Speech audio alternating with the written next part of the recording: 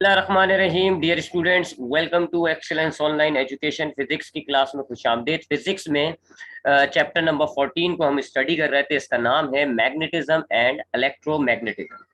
अब तक आपने इस चैप्टर में देखा कि मैग्नेटिज्म से क्या मुराद है। मैग्नेटिक फील्ड के बारे में हमने स्टडी किया कि मैग्नेटिक फील्ड जो है वो क्या होती है। मैग्नेटिक फील्ड में अगर हम उसको रिप्रेजेंट करना होता है तो उसको हम कैसे रिप्रेजेंट करते हैं। फिर हमने जो है वो मैग्नेटिक फील्ड ऑफ इंडक्शन के हवाले से बात की कि अगर हमारे पास एक कंडक्टर होता है, उसमें से करंट गुजर रहा होता है, तो उसके अराउंड एक मैग्नेटिक फील्ड क्रिएट होती है।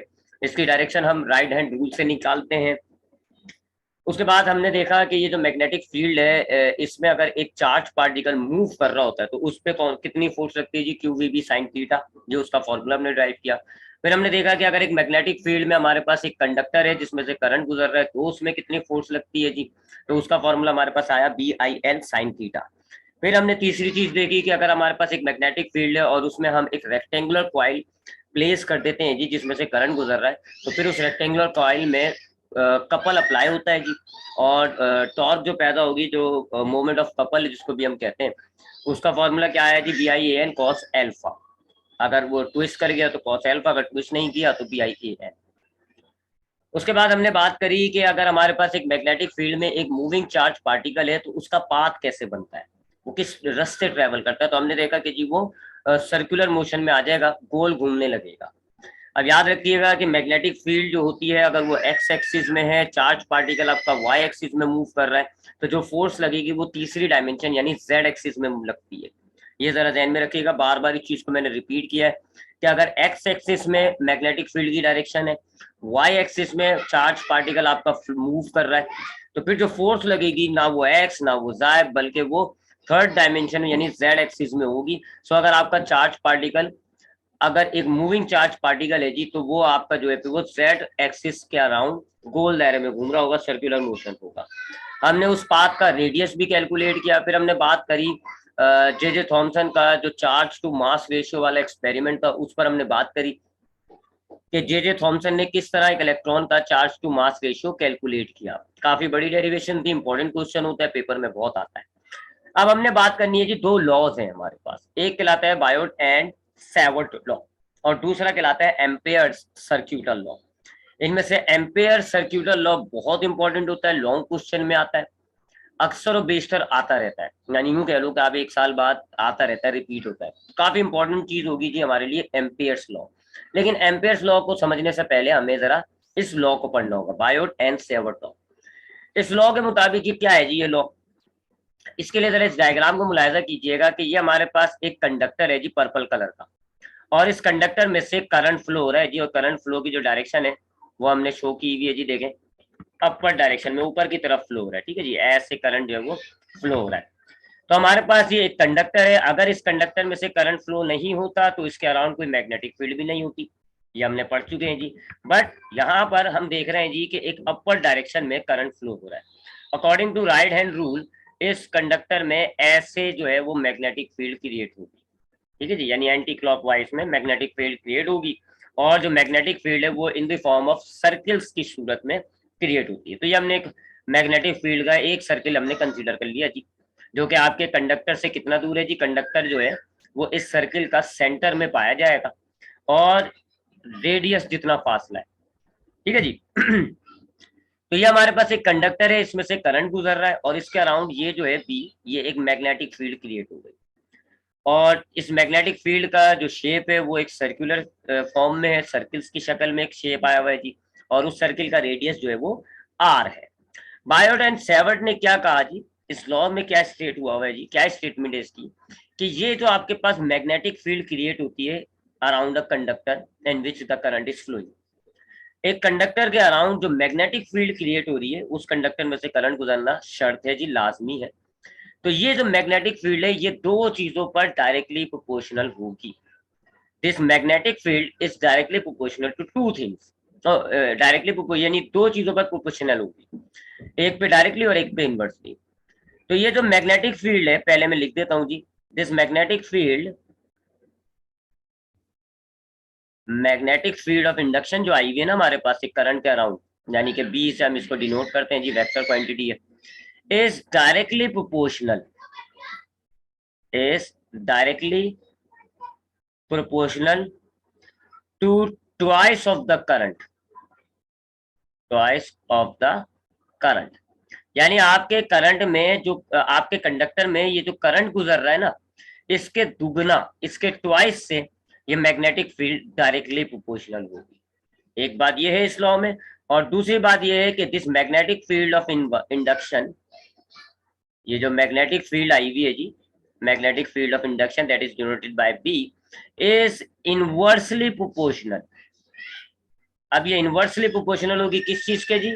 Radius, inversely proportional to radius. ये दो बातें हैं जी इस लॉ में, पोयट एंड सेवर्ट लॉ में। तो पोयट एंड सेवर्ट लॉ की स्टेटमेंट क्या है जी?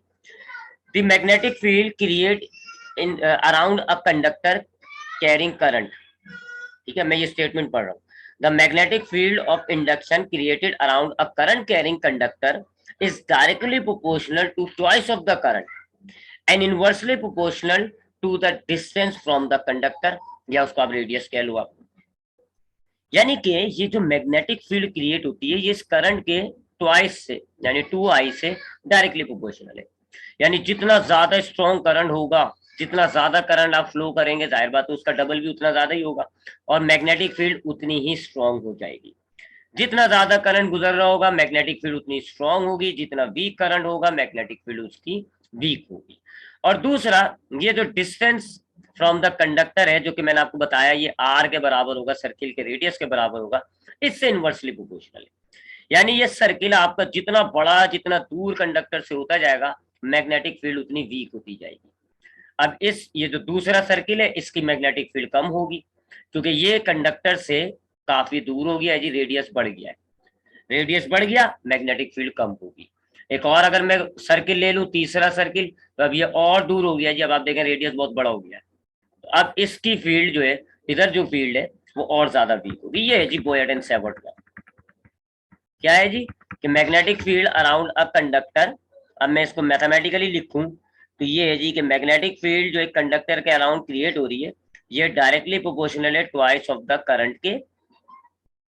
ठीक है जी, डायरेक्टली प्रोपोर्शनल, यानी कि करंट ज्यादा magnetic field strong, current weak magnetic field weak. और दूसरे हिस्से के मुताबिक जो मैग्नेटिक फील्ड क्रिएट हो रही है वो इनवर्सली प्रोपोर्शनल है जी रेडियस, या फिर रेडियस को आप यूं भी कह सकते हैं डिस्टेंस फ्रॉम द कंडक्टर। जितनी मैग्नेटिक फील्ड कंडक्टर से दूर होती जाएगी उतना ये वीक होती जाएगी, जितना ये रेडियस बढ़ता जाएगा उतना ये वीक होता जाएगा। ये जी बड़ा सिंपल सा बायोट एंड सेवर्ट लॉ कि magnetic field around a current carrying conductor is directly proportional to twice of the current and inversely proportional to the distance from the conductor. और ये डिस्टेंस फ्रॉम द कंडक्टर है, conductor centre में ही मौजूद होता है, लिहाजा ये डिस्टेंस जो है वो रेडियस से ही डिनोट किया जा रहा होता है। अब अगर हम इसको इक्वेशन में कन्वर्ट करना चाहें तो हम इन दोनों इक्वेशंस को कंबाइन कर लेते हैं। इन दोनों बातों को कंबाइन करें अगर हम, तो ये हो जाएगा जी B is directly proportional to 2i twice of the current, और नीचे आ जाएगा जी इनवर्सली प्रोपोर्शनल टू रेडियस। दोनों बातों को मैंने कंबाइन कर दिया है जी। अब हम यहाँ पर कांस्टेंट लाएंगे जी, प्रोपोर्शनलिटी खत्म करते हैं तो कांस्टेंट लाया जाता है। तो यहाँ जो ये जो बायोट एंड सेवर्ट कांस्टेंट लाए थे, ये प्रोपोर्शनलिटी का साइन खत्म किया और हम ये इक्वल का साइन लिया है।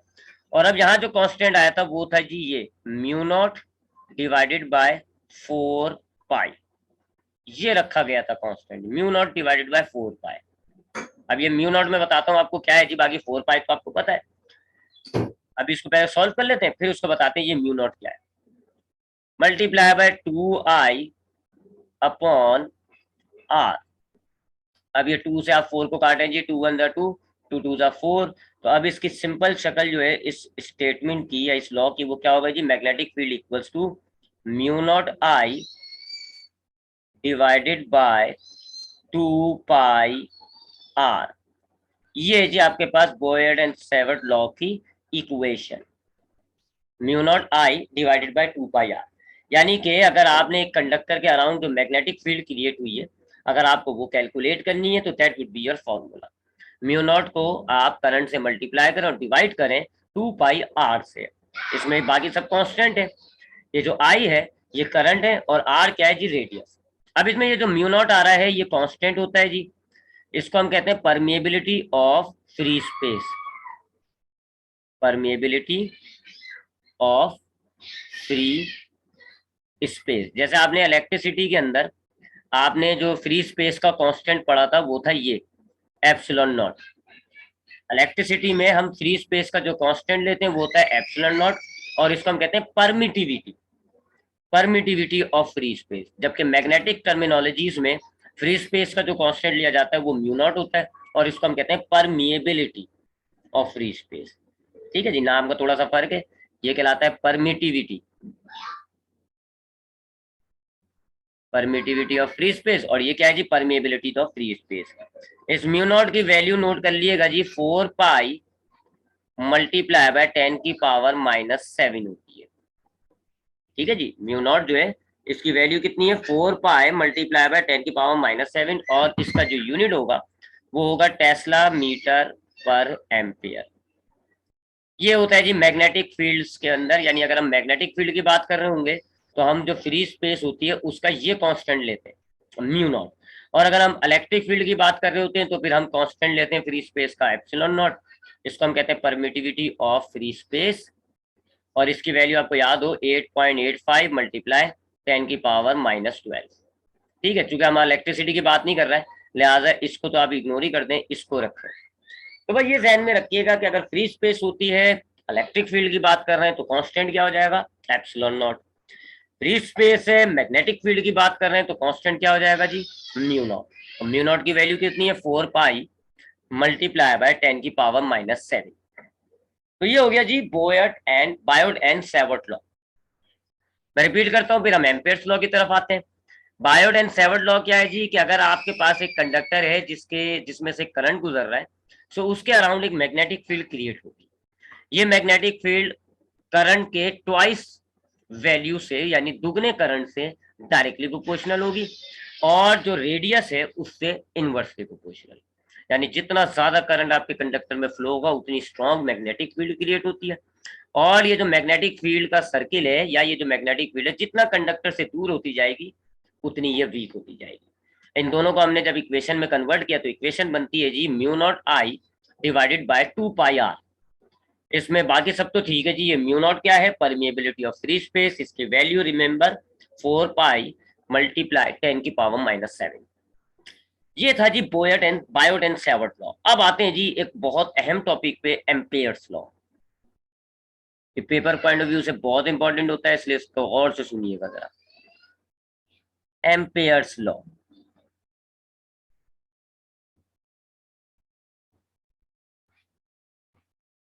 Ampere's law. अब एम्पेयर्स लॉ की स्टेटमेंट क्या है उसको हम जरा बाद में देखेंगे, पहले जरा एम्पेयर लॉ का एक तरह डिस्कस करते हैं एक मामला, उसके बाद देखेंगे व्हाट इज द स्टेटमेंट। देखिए बायोट एंड सेवर्ट ने आपका यही चीज स्टडी किया, यही चीज स्टडी किया जी। मैं एक डायग्राम को कॉपी कर लूं, यहाँ पे कॉपी कर लेता हूँ क्योंकि इसी टाइप की डायग्राम मुझे यहाँ चाहिए। हाँ, तो बायोट और सेवर्ट ने आपकी यही जो मैग्नेटिक फील्ड क्रिएट हो रही है एक कंडक्टर के अराउंड, इसको स्टडी किया, और फॉर्मूला क्या आपको बना के दिया जी, ये ऊपर जो लिखा हुआ है हमने। ठीक है जी, इन्होंने क्या किया जी, करंट और मैग्नेटिक फील्ड को स्टडी किया। देखा जी कि करंट जो है, जाहिर बात है करंट से मैग्नेटिक फील्ड क्रिएट हो रही है, तो क्या रिलेशनशिप है, क्या ताल्लुक है करंट और मैग्नेटिक फील्ड के दौरान, और वो एक इक्वेशन में उन्होंने कन्वर्ट भी कर दिया उसको, कि जो आपकी करंट होता है वो डायरेक्टली प्रोपोर्शनल है मैग्नेटिक फील्ड से।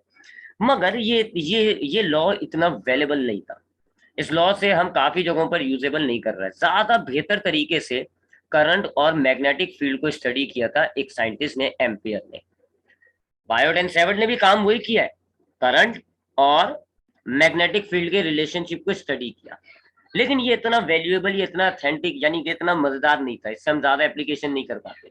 एम्पियर ने बहुत ही कॉम्प्रिहेंसिव तरीके से, बहुत ही अच्छे तरीके से मैग्नेटिक फील्ड और करंट के दरमियान जो रिलेशनशिप होता है उसको स्टडी करके एक लॉ बनाया था। स्टडी उसने क्या किया, मैग्नेटिक फील्ड और करंट एक लॉ की शक्ल में पेश किया, तो उस लॉ को हम कहते हैं एम्पियर्स लॉ। अब एम्पियर्स लॉ को समझने से पहले जरा हम इस एग्जाम्पल को लें। ये मेरे पास एक कंडक्टर है जिसमें से करंट फ्लो हो रहा है।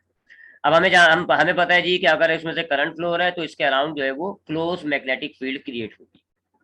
ठीक है जी, क्लोज मैग्नेटिक फील्ड क्रिएट होगी, यानी कि कोई पाथ ऐसा होगा जो बंद होगा। ठीक है जी, close magnetic field Ampere law की शर्त है। ऐसा ओपन पाथ हो, ऐसा पाथ हो, नहीं। क्लोज मैग्नेटिक फील्ड शर्त है, वैसे भी क्लोज मैग्नेटिक फील्ड ही होती है हमारे पास। तो अब इस कंडक्टर के अराउंड एक मैग्नेटिक फील्ड क्रिएट हो रही है जी, क्लोज मैग्नेटिक फील्ड क्रिएट हो रही है। हम उसको कंसीडर कर रहे हैं जी in the form of a circle, और वैसे भी नजर भी आ रहा है सर्किल फॉर्म में ही आती है, लेकिन एक circular closed magnetic field create हो गई है। ठीक है जी।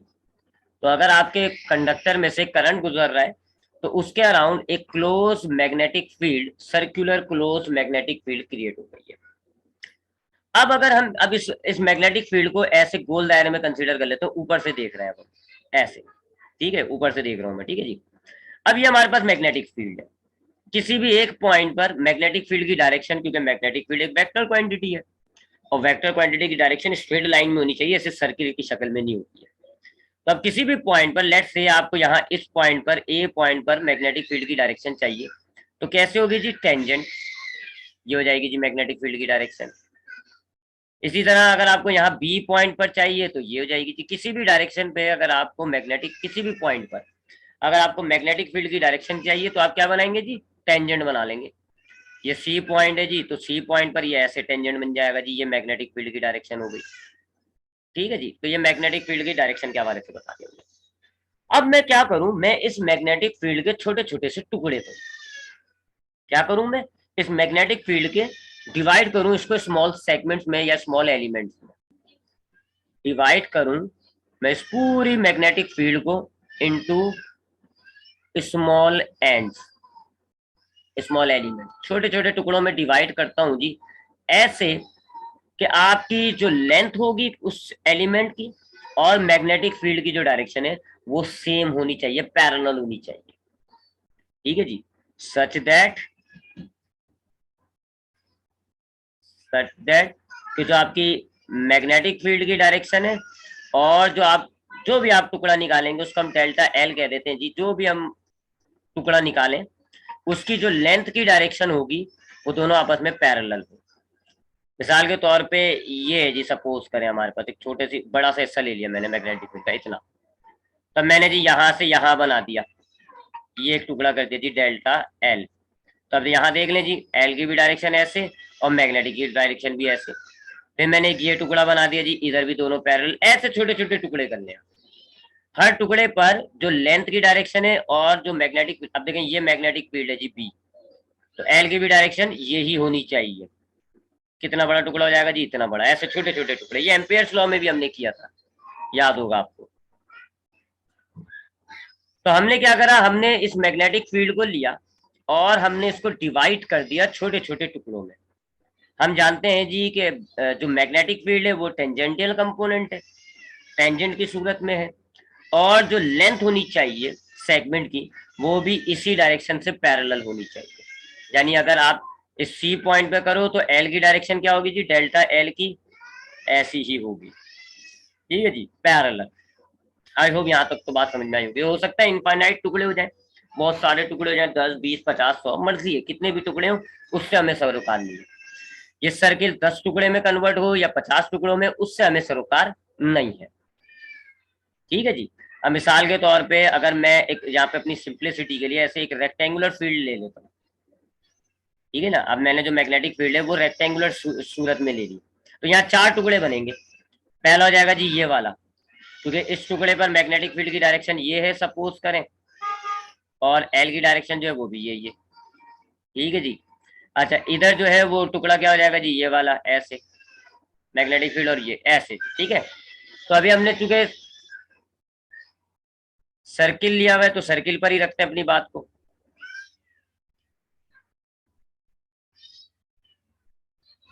एक मिनट रुकिएगा जरा।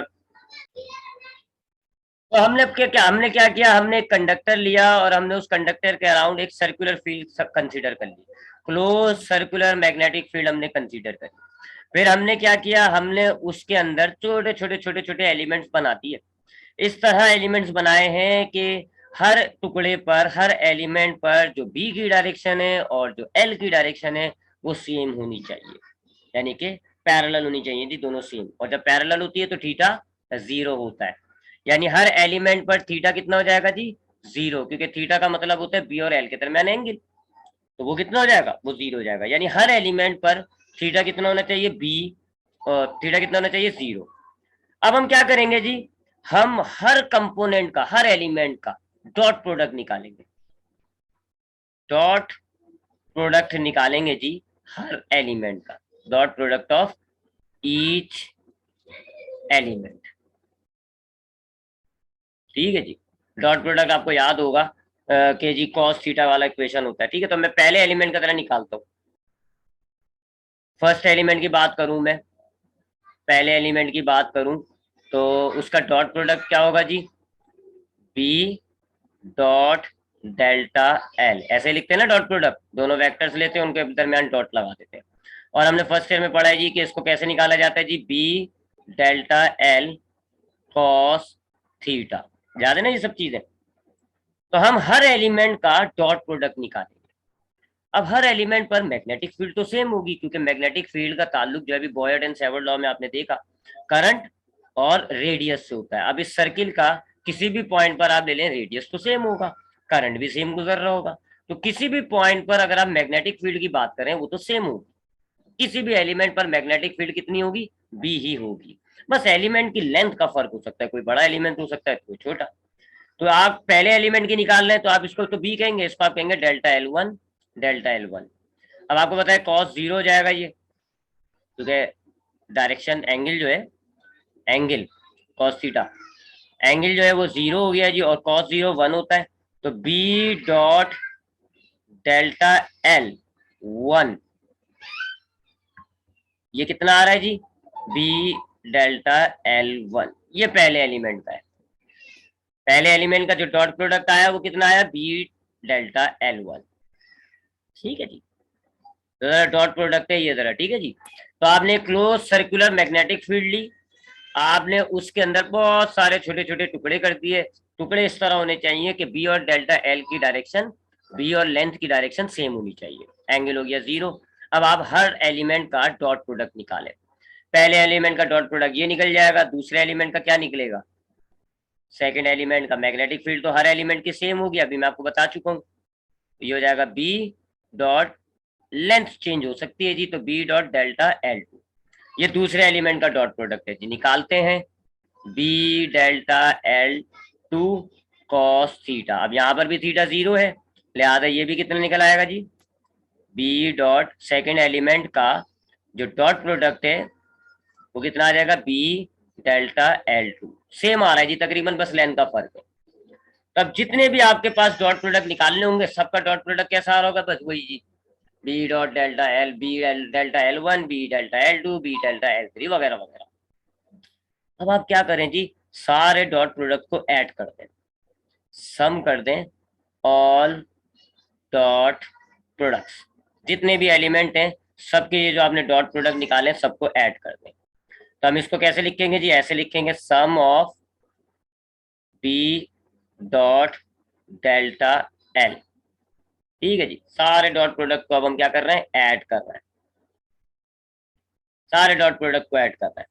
तो जी यहाँ पे उनकी वैल्यूज लिखते हैं। पहले वाले डॉट प्रोडक्ट, पहले एलिमेंट का डॉट प्रोडक्ट क्या आया था, बी एल वन, प्लस दूसरे का क्या आया था, बी एल टू, तीसरे का क्या आया था, बी एल थ्री, ऐसे ही आते रहेंगे जी जितने भी है। तो अब इसमें बी कांस्टेंट कॉमन नजर आ रहा है, बी आपने कॉमन ले लिया, क्या बचा यहाँ पे, delta L one plus delta L two plus delta L three and so on. इस ब्रैकेट का मतलब होता है कि हम सारे टुकड़ों को, सारी लेंथ को ऐड कर रहे हैं। तो इसका मैथमेटिकली कैसे लिखेंगे, sum of all the elements, sum of the length of all the elements. ठीक है जी, और चूंकि ये हम डायग्राम हमने ऊपर देखी हुई है सर्किल की शक्ल में बनेगा, तो अगर मैं सारी लेंथ को ऐड कर दूंगा तो हमारे पास सर्किल बनेगा, और सर्किल का एरिया कितना होता है, 2πr, सर्किल का सर्कमफेरेंस कितना होता है, 2πr। तो अब हमारे पास क्या बन जाएगा जी, बी 2πr। ये क्या निकाल रहा हूं मैं, ये मैं निकाल रहा हूं जी सारे एलिमेंट का जो डॉट प्रोडक्ट है उनका सम। ठीक है जी, तो बात कंफ्यूजेबल ना हो मैं दोबारा रिपीट कर देता हूँ। अभी मैंने एम्पेयर लॉ बताया नहीं आपको, अभी मैं बस एक कहानी कंसीडर कर रहा हूँ। मैंने एक कंडक्टर लिया, उसके अराउंड एक मैग्नेटिक फील्ड ले ली एक सर्किल की शक्ल में। Close circular magnetic field consider कर ली। अब मैंने इसको सॉल्व करने के लिए मैंने इसके छोटे छोटे एलिमेंट्स बना दिए जी, 100-200 जितने भी एलिमेंट्स बनेंगे बहुत सारे एलिमेंट्स बना दिए। शर्त क्या है कि जो एलिमेंट्स मैं बना रहा हूं तो उन तमाम एलिमेंट्स में बी और डेल्टा एल के दरमियान पैरेलल होगी, कोई एंगल नहीं होगा। अब मैंने जितने भी एलिमेंट्स बनाए हर एलिमेंट का मैं डॉट प्रोडक्ट निकालूंगा बी और डेल्टा एल का, dot product of each element. तो ये मैंने फर्स्ट एलिमेंट लिया, इसका बी और डेल्टा एल का डॉट प्रोडक्ट निकाला, क्या निकला जी, ये निकला। पहले एलिमेंट का डॉट प्रोडक्ट है B delta L one. Similarly ये क्या है जी, ये दूसरे एलिमेंट का डॉट प्रोडक्ट है। अब आपको पैटर्न समझ में आ गया होगा कि जी सबका यही निकलेगा बी डेल्टा एल 1 2 3 4 5। तो जितने भी एलिमेंट है सबका बी और सबकी मैग्नेटिक फील्ड और लेंथ का जो डॉट प्रोडक्ट है वो मैंने निकाल दिया। अब मैं क्या कर रहा हूं, मैंने सारे एलिमेंट्स के डॉट प्रोडक्ट को ऐड कर दिया। ठीक है जी, तो ये मैंने यहाँ लिखा हुआ है मैथमेटिकली। देखें जी, मैथमेटिकली हम इसको ऐसे लिखते हैं कि sum of all the dot products. तो ये मेरे पास पहले एलिमेंट का है, ये दूसरे का, ये तीसरे का, एंड सो ऑन। फिर मैंने बी कॉमन ले लिया और फिर ये क्या हो रहा है जी ब्रैकेट के अंदर, इसका मतलब है कि हम सारी लेंथ को वापस ऐड कर रहे हैं। तो हम मैथमेटिकली इसको ऐसे लिखते हैं सम ऑफ डेल्टा एल। और अगर हम सारे टुकड़ों की लेंथ को मिला दें, सारे टुकड़ों की लेंथ को मिला दें, क्या बन जाएगा वापस, सर्किल। और सर्किल का सरकमफेरेंस कितना होता है, 2 पाई आर। तो हमने सम ऑफ डेल्टा एल की जगह लिख दिया 2 पाई आर। अब हम यहाँ पे बोयड एंड सेवर्ट लॉ डालते हैं। बोयड और सेवर्ट लॉ अभी हमने पढ़ा है जी कि बी किसके बराबर होता है, mu naught I divided by 2 pi R. ये डाल दें जी इसके अंदर। तो सारे एलिमेंट्स का जो डॉट प्रोडक्ट है उनका सम किसके बराबर हो रहा है जी, बी की जगह हमने डाल दिया mu naught I divided by 2 pi R multiply by 2 pi R. 2 pi R 2 pi R cut गया, क्या बचता है जी, सम ऑफ डॉट प्रोडक्ट कितना हो रहा है जी, म्यू नॉट आई। अब ये बात जरा गौर तलब हो गई। अब ये जरा स्टेटमेंट को गौर करिएगा, ये जो इक्वेशन बन गई हमारे पास, ये जो इक्वेशन बनी है लेफ्ट साइड का मतलब है, इसका मतलब हो गया जी सम ऑफ, और इसका मतलब हो गया डॉट प्रोडक्ट किस किसका, मैग्नेटिक फील्ड और एलिमेंट्स के जो कंपोनेंट्स की जो या एलिमेंट्स की जो लेंथ है। यानी कि अगर मैं एक मैग्नेटिक फील्ड लूं और उस मैग्नेटिक यानी कोई सी भी शेप में ले लूं, मैंने तो अभी सर्कुलर शेप में लिए ना, किसी भी शेप में ले लूं, उसकी मैग्नेटिक फील्ड और छोटे छोटे एलिमेंट्स का डॉट प्रोडक्ट लूं, सबको सम कर दूं, किसके बराबर होगा, म्यू नॉट आई। म्यू नॉट तो कांस्टेंट है, करंट जो है यानी कि सिर्फ करंट पर डिपेंड कर रही है, रेडियस एलिमिनेट हो गया, रेडियस जो वो एलिमिनेट हो गया। This statement is called Ampere's law. Ampere's law के मुताबिक अब मैं यह स्टेटमेंट लिखता हूं, sum of dot products, sum of dot products of, ये बी क्या आता है, इसको हम कहते हैं tangential component of magnetic field, tangential component of magnetic field. ठीक है जी, ये टेंजेंटियल कंपोनेंट मैग्नेटिक फील्ड का मैं आपको बता चुका हूं जी कि मैग्नेटिक फील्ड का ये वाला कंपोनेंट टेंजेंट की सूरत में। तो sum of dot product of, sum of all the dot products of all the dot product of tangential component of magnetic field and length of element, length of element is equal to mu naught times current। ये है जी amperes का, कि अगर आप किसी भी शक्ल की मैग्नेटिक फील्ड लें, गोल चकोर किसी भी शक्ल की, और उसके आप छोटे छोटे से कंपोनेंट्स बना लें, 2 बनाए, 10 बनाए, 50 बनाए, 100 बनाए, तमाम कंपोनेंट्स का अगर आप बी डॉट डेल्टा एल निकालें, सबको सम करें, किसके बराबर होगा, म्यू नॉट आई। मिसाल के तौर पे मेरे पास अभी तो हमने सर्कुलर शक्ल में ली थी ना, अगर मैं एक रेक्टेंगुलर कंपोनेंट ये ले लूँ जी, एक मैग्नेटिक फील्ड ये, अब ये तो पता नहीं कौन सा शेप है। अब इसका हम क्या करें जी, सारे इसके छोटे छोटे कंपोनेंट्स बनाए, ऐसे छोटे छोटे कंपोनेंट्स बनाए, ऐसे छोटे छोटे कंपोनेंट्स बनाए, सारे कंपोनेंट का डॉट प्रोडक्ट निकाले जी, किस किस का, बी का और लेंथ का, सब कंपोनेंट का डॉट प्रोडक्ट निकाल के उनको सम कर दें, सब कंपोनेंट का डॉट प्रोडक्ट निकालें और उसको सम कर दें, किसके बराबर होगा, म्यू नॉट आई। सिमिलरली ये एक मेरे पास फील्ड है जी, मैग्नेटिक फील्ड है क्लोज, मैं क्या करूंगा, मैं इसके छोटे छोटे से कंपोनेंट्स बनाऊंगा, ऐसे छोटे छोटे से कंपोनेंट्स बनाऊंगा, सब कंपोनेंट्स के मैंने ये बी डॉट डेल्टा एल निकालना है पहले, तो सब कंपोनेंट का मैं क्या निकालूंगा, बी डॉट डेल्टा एल, और मैं उनको वापस ऐड कर दूं, कितना होगा जी, म्यू नॉट आई। ये मायने नहीं रखता कि हमारे पास जो मैग्नेटिक फील्ड है वो किस शेप की है, ठीक है, किस शेप की है, उसका रेडियस कितना है, वो कंडक्टर से कितना दूर है, किसी चीज पे। ये जो सम ऑफ डेल्टा सम आ रहा है ना, ये जो डॉट प्रोडक्ट का सम आ रहा है, ये फिक्स है, म्यू नॉट आई, बस करंट चेंज ना हो। अगर आप एक रेक्टेंगुलर फील्ड लो, सपोज करें जी ये आपने एक मैग्नेटिक फील्ड ली, आप क्या करें, इसके बहुत सारे जितने भी सेगमेंट्स बनाना चाहे बनाएं, बस कंडीशन याद होनी चाहिए सेगमेंट की कि बी और डेल्टा एल की डायरेक्शन पैरेलल हो। आप जितने भी कंपोनेंट्स बनाए, सारे कंपोनेंट्स का बी और डेल्टा एल का डॉट प्रोडक्ट लें और उनको ऐड करते हैं, किसके बराबर होगा, म्यू नॉट आई। ये है जी एम्पियर्स का, कि अगर आप डॉट प्रोडक्ट लें जी, किस किस का डॉट प्रोडक्ट, मैग्नेटिक फील्ड के टेंजेंटियल कंपोनेंट का और लेंथ ऑफ एलिमेंट का, डॉट प्रोडक्ट लें आप बी का और डेल्टा एल का, सबको क्या कर दें, ऐड कर दें, सम कर दें, तो किसके बराबर होगा, म्यू नॉट आई के।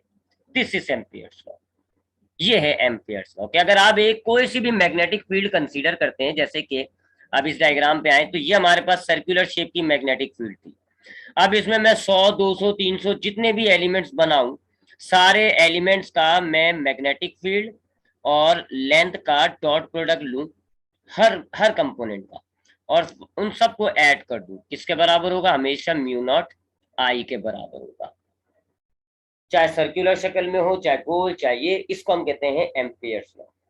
ये एम्पियर्स लॉ हो गया जी, ये इसकी स्टेटमेंट है जो ये मैंने आखिर में लिखी, और ये जो सब मैंने आपको कराया ये इसकी वेरिफिकेशन थी कि क्या एम्पियर लॉ सही भी है, तो हमने वाकई में चेक किया, वाकई में sum of B dot delta L कितना आ रहा है, म्यू नॉट आई। तो ये है जी एम्पियर्स लॉ। एम्पियर्स लॉ क्या है, एक लॉ है जिसके मुताबिक अगर आप एक मैग्नेटिक फील्ड लें, मैग्नेटिक फील्ड क्लोज्ड होनी चाहिए, अगर आप एक क्लोज मैग्नेटिक फील्ड लें, उसको डिवाइड कर दें छोटे छोटे एलिमेंट्स में, अब आप हर एलिमेंट का मैग्नेटिक कंपोनेंट जो होगा, टेंजेंटल कंपोनेंट जो होगा मैग्नेटिक फील्ड का, वो और उसका जो लेंथ का कंपोनेंट होगा, इन दोनों के डॉट प्रोडक्ट लें, तो सारे कंपोनेंट्स का आपके पास डॉट प्रोडक्ट आ जाए, सबको ऐड कर लें, it would be equal to mu naught I, वो म्यू नॉट आई के बराबर होगा। और ये इसकी वेरिफिकेशन थी, हमने एक सर्कुलर फील्ड ली, उसके हमने एलिमेंट्स बनाए, टुकड़े बनाए, हर टुकड़े का हमने डॉट प्रोडक्ट लिया, आखिर में हमने उन तमाम डॉट प्रोडक्ट को ऐड कर दिया, कितना आया, म्यू नॉट आई।